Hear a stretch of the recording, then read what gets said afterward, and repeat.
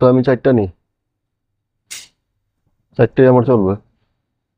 রমজান মাস আসলেই বাংলাদেশে সবজির দাম অনেক চড়া থাকে, তো এবার নাকি শুনতেছি লেবুর দাম অনেক চড়া। তো মালয়েশিয়াতে আমি আজকে যাব লেবু কিনতে।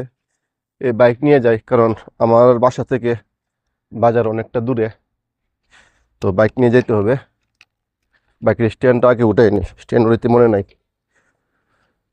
তো মির্জা গালিবের একটা কথা মনে পড়তেছে, বাংলাদেশের রমজান মাসে যে সবজির যে অবস্থা। মির্জা গালিব একটা কথা বলতো, সাবধানে থেকো গালিব, এখানে বেলুনে ভরে বাতাসে বিক্রি হয়। তো আমাদের দেশটা হচ্ছে এরকম, লেবু, লেবু একটা জিনিস, তা নাকি 100 টাকার উপরে হালি। তো মালয়েশিয়াতে অনেক ধরনের লেবু আছে, তো সবচেয়ে বেশি যে লেবুটা চলে এটা সাইজে অনেক ছোট, অনেক টক।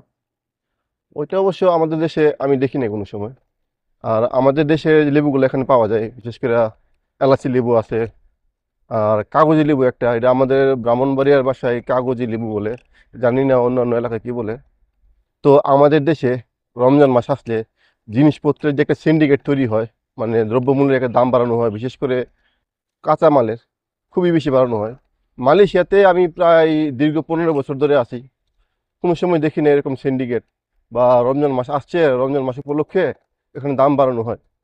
মালয়েশিয়াতেও কিন্তু সংখ্যাগরিষ্ঠ মুসলমানই, আর এরা ধর্মকে অনেক প্রাধান্য দেয়। রমজান মাস আসলে তারা জিনিসপত্রের দাম যে একটা বাড়ে, একেবারেই বাড়ে না, মানে একেবারে বাড়ে না। বরঞ্চ মালয়েশিয়াতে রমজান মাস আসলে বিভিন্ন জায়গায় ফ্রিতে খাবার দেওয়া হয় মানুষকে, প্রায় সব মসজিদে ইফতারের খাবার দেওয়া হয়। দেখ, ওই আলোচনায় না গেলাম। তো আজকে আলোচনা হচ্ছে লেবু নিয়া। আমি যে বাইক চালাইতেছি, এটা ইলেকট্রিক বাইক। এটা চালাইতে অবশ্য লাইসেন্স লাগে না, মালয়েশিয়াতে চালানো যায়, বাংলাদেশে মনে হচ্ছে লাইসেন্স লাগে না।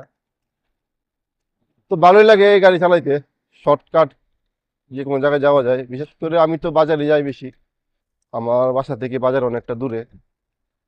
তো আজকে গিয়ে দেখবো লেবুর দাম কি পরিস্থিতিতে আছে। তো আমি তো এসে পড়েছি সেই সুপার শপে, গিয়ে দেখি লেবুর কি অবস্থা।